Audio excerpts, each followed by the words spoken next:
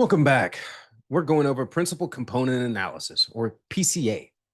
Before we get started, hit the like button, subscribe, and share this with anyone you know taking the AWS Machine Learning Associate exam. So, principal component analysis is SageMaker's unsupervised dimensionality reduction algorithm. When datasets contain many features, they suffer from the curse of dimensionality. That means inefficiency, overfitting, and increased computational cost. PCA addresses this by projecting high dimensional data into lower dimensional space while preserving as much information as possible. The algorithm computes principal components. This is new dimensions formed by linear combinations of your original features. These components are ordered by importance. The first captures the most variance in your data. The second captures the most variance while remaining orthogonal to the first, and so on. While these principal components aren't directly interpretable as your original features, they provide a compact, information-rich representation of your data set. So, how does this work? SageMaker's PCA builds a covariance matrix from your dataset and uses single value decomposition, or SVD, to extract eigenvectors that become your principal components. The implementation offers two algorithm modes: regular mode for your sparse or moderately sized data, and randomized mode for large data sets using approximate SVD. The algorithm accepts record IO protobuf or CSV formats, but remember it ignores the first column in CSV files. Both file and pipe modes are supported for data ingestion. Okay, next, all right, let's take a look at, these are the hyperparameters that will matter most. All right, we'll configure some of those as we go into the training jobs. So you'll be in the SageMaker AI portion on the console. You type that up here, okay? You're going to load that information into S3, all right? And then training jobs, create training job. All right, so remember, your information's already in S3. I'm going to say PCA test, select that correct IAM role. It's defaulted to the built-in algorithm. And then you look for a PCA in the list. Let's make sure we have it. Dimensionality reduction. Boom. Okay, so we have this here. Which mode we're going to select? File or pipe? Let's go for pipe. All right. So then we're going to go for the instances. This thankfully supports CPU and GPU. So for small and medium data sets, CPU instances will be good. That's going to be your ml.m instance types. They'll work efficiently. Large data sets like the ml.p will speed up the SVD calculations a lot. So experiment with both configurations to balance the performance and costs for your data sets. All right, and then we'll say, let's just select that, just to select it. Keep alive period, set that for 60 minutes maximum. And then encryption, remember this for encrypting your data.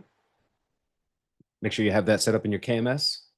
Enable encryption or network isolation with your VPC, security groups, and subnetting. All right, and then you're going to want to use hyperparameters along the way. So this would be algorithm mode. You should set this to regular or randomized based on your data size and sparsity. All right. Then you want your subtract mean. All right. So set it to true, which is typically recommended to normalize the data by subtracting the mean before the transformation. Right. And then number components. All right, so this specifies the principal components to retain in your output. So the fewer mean more dimensionality reduction, but potential information loss. Let's say 100. All right, and then you're going to go for your input information. So that'll be train, do pipe, like we said, record IO, protobuf. But you see it also has JSON. Oh, it has JSON now. CSV. So those would be the primaries. For that one, we're going to sell record IO to match with record IO. Okay.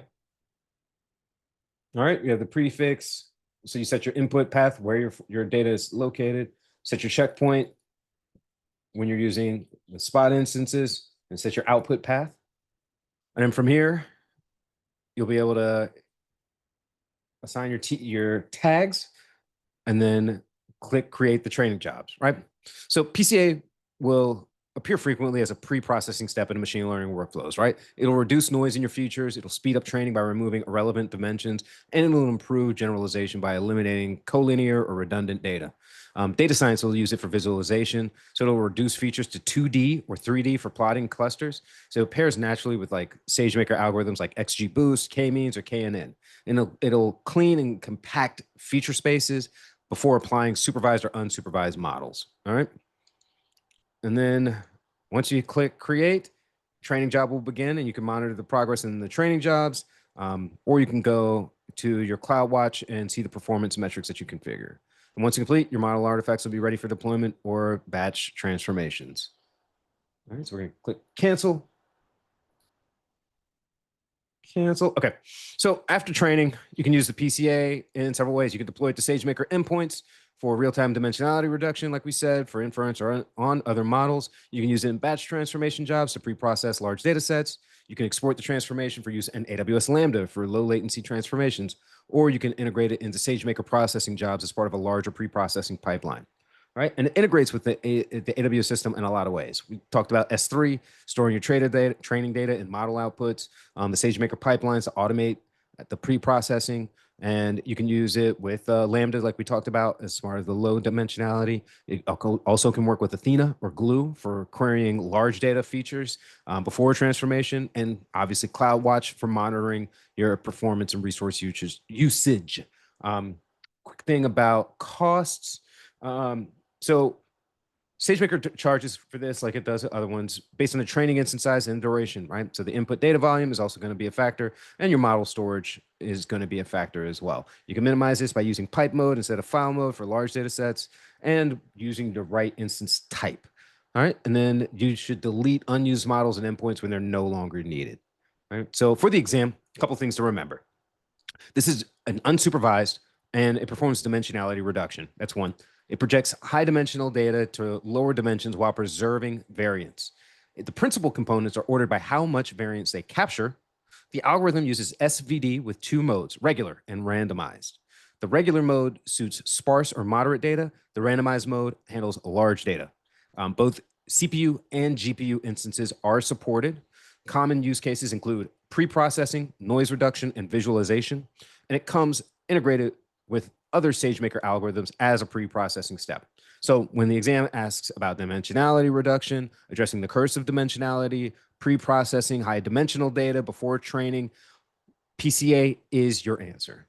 All right, so that will be all. But before you go, hit the like button, subscribe, or share this with anyone you know taking the AWS Machine Learning Associate exam. But until then, have a good day. Thank you.